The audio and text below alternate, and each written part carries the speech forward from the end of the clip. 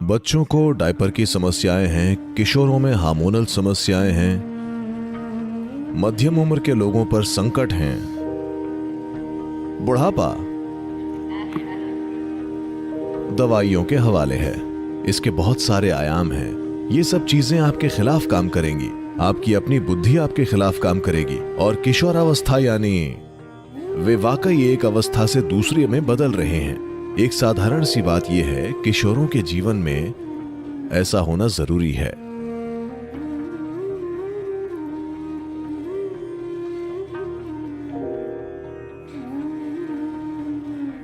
नमस्कारम सद्गुरु, क्या आप इस पर कुछ प्रकाश डाल सकते हैं कि दुनिया भर में इतने सारे युवा एंजाइटी डिसऑर्डर से पीड़ित क्यों हैं? किशोरावस्था यानी जीवन का बसंत काल। अगर आपको बसंत काल में परेशानी हो रही है तो मैं कल्पना कर सकता हूं कि आप सर्दियों को कैसे संभालेंगे।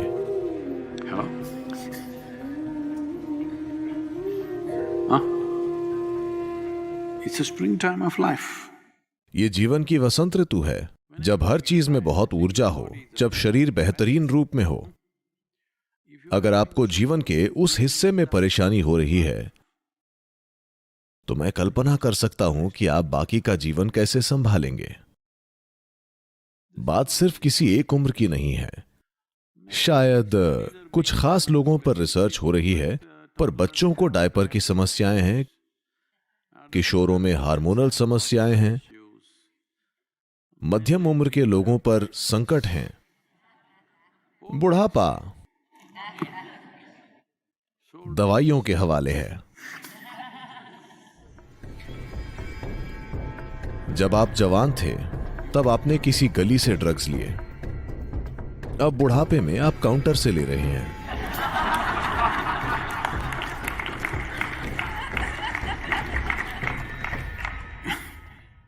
ज्यादा कुछ नहीं बदला है, बस बात कानूनी हो गई है। सब कुछ कानूनी हो रहा है। Hello? बहुत सी चीजें जो कानूनी नहीं थीं अब कानूनी हो रही हैं, है ना? तो ये किसी की परेशानी का मजाक बनाने की बात नहीं है, पर आपको यह समझना होगा कि हो क्या रहा है। इसके बहुत सारे आयाम हैं। मुझे नहीं लगता कि मैं कुछ मिनटों में उन सभी की बात कर पाऊंगा, पर आपको बस एक नजरिया देता हूं। देखिए, बाहरी दुनिया से आप 5 स्रोतों से ग्रहण करते हैं। 5 द्वार हैं।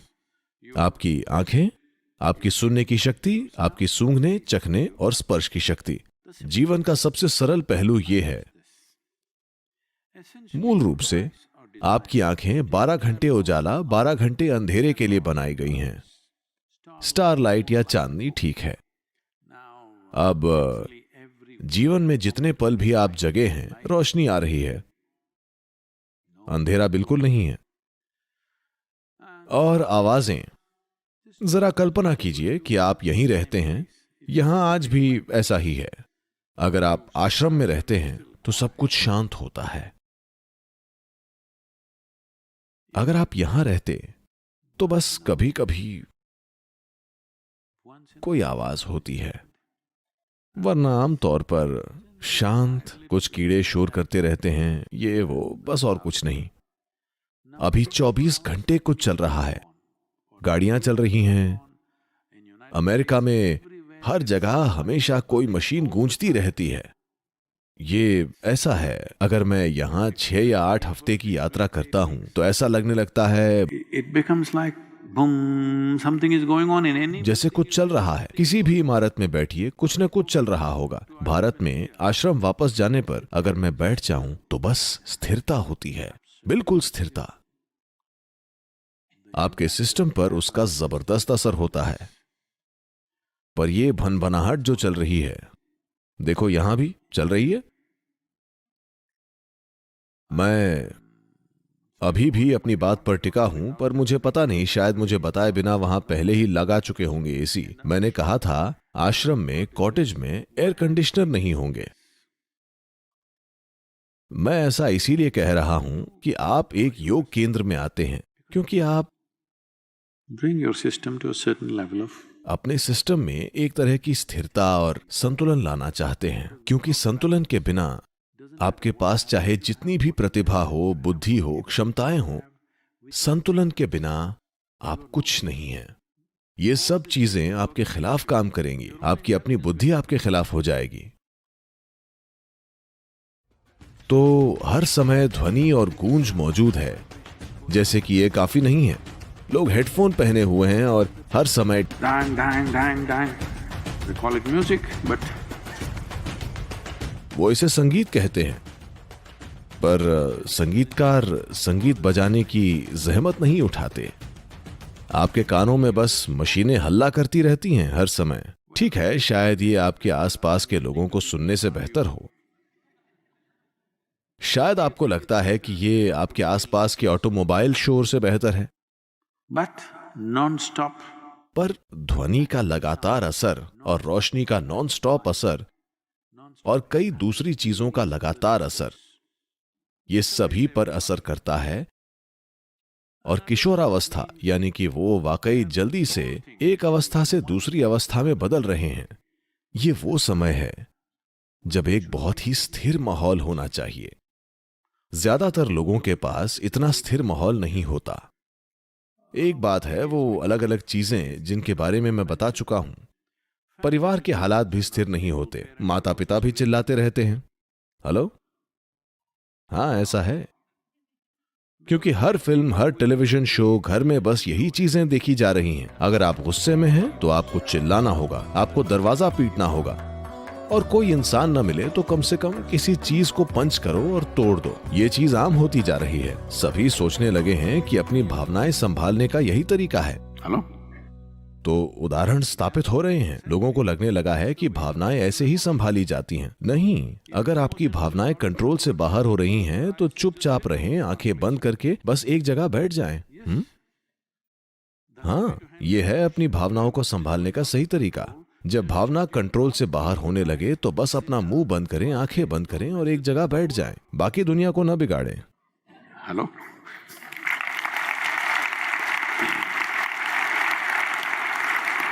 कम से कम इतनी जिम्मेदारी तो आपको लेनी चाहिए, जब आप कंट्रोल से बाहर हों तो दुनिया को मत बिगाड़िए। अपनी बकवास अपने पास रखें, इतना तो आपको करना चाहिए, है ना? नहीं, हर जगह लोग ये करके दिखा रहे हैं कि अगर आप भावुक हैं तो आपको यहां वहां लातें मारनी है, कुछ न कुछ तोड़ना है, किसी व्यक्ति पर या कम से कम दीवार पर कुछ फेंक कर मारना है। तो ये सब मुझे बताएं।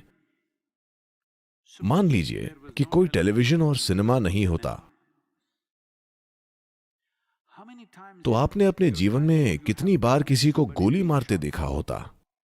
पर अब आप सिनेमा और टेलीविजन देख रहे हैं तो आपने कितनी शूटिंग्स देखी हैं? सैकड़ों, हजारों शायद, है ना?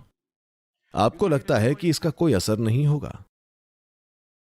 इतना ही नहीं, 5 साल की उम्र से वे गोलियां गोलियां और गोलियां ही चलाना सीख रहे हैं, शायद सिर्फ स्क्रीन पर कभी उन्हें स्क्रीन छोड़कर बाहर असली काम भी तो करने हैं, हाँ या ना? अब मैं ऐसी कई बातें बता सकता हूं।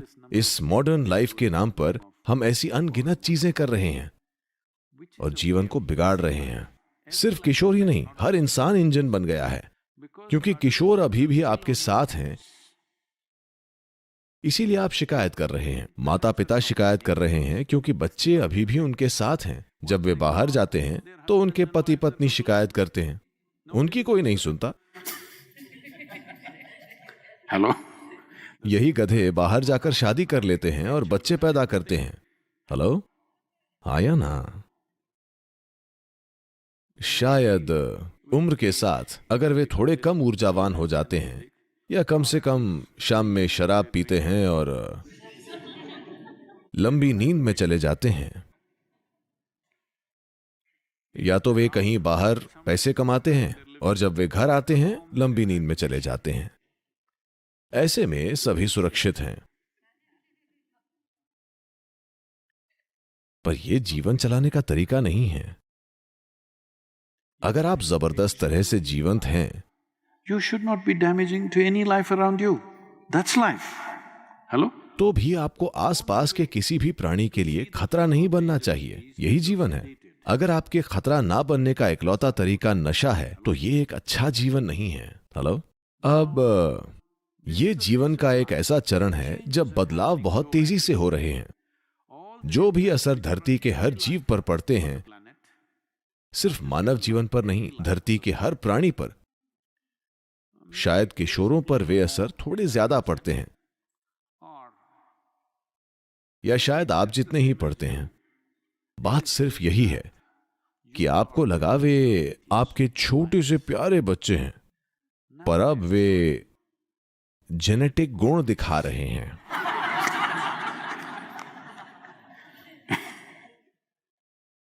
अगर आपका एक छोटा वर्जन ऐसा है तो आपको खुद पर ध्यान देना चाहिए। एक सरल सी बात यह है, If every human being knows simply how to sit still, just a few minutes a day, कि अगर हर इंसान दिन में सिर्फ कुछ मिनट स्थिर बैठना जानता हो, कोई महान आध्यात्मिक साधना नहीं, बस बैठे रहना, अगर ऐसा हो जाए तो दुनिया कई मायनों में बदल जाएगी। पर फिर भी हमें बाहर के असर को संभालना होगा। ये असर बहुत ज्यादा है। आप अपने घरों में ऐसा कर सकते हैं। जहां मैं रहता हूं, ज्यादातर समय मैं कभी लाइट नहीं जलाता। अगर मुझे कुछ पढ़ना या कुछ और करना हो तो आप देखेंगे कि आपकी आंखें एडजस्ट कर लेंगी और आप आसानी से काम कर लेंगे, सब ढंग से होगा। या अगर आपके लिए जरूरी हो तो एक दो दियों से थोड़ी सी रोशनी हो जाएगी, जिससे आप आसानी से चल फिर सकेंगे। हमेशा तेज रोशनी मौजूद होना आपके सिस्टम को परेशान करती है, क्योंकि इनपुट बहुत ज्यादा है। अपनी आंखों और कानों पर पड़ते असर को कम कीजिए। पहले अगर आपको रंग देखने होते थे तो सूर्यास्त का इंतजार करना पड़ता था, कहीं बैठकर बस इंतजार। फिर एक शानदार रंग आया, पर आप अपने फोन देख रहे थे तो वो चला गया।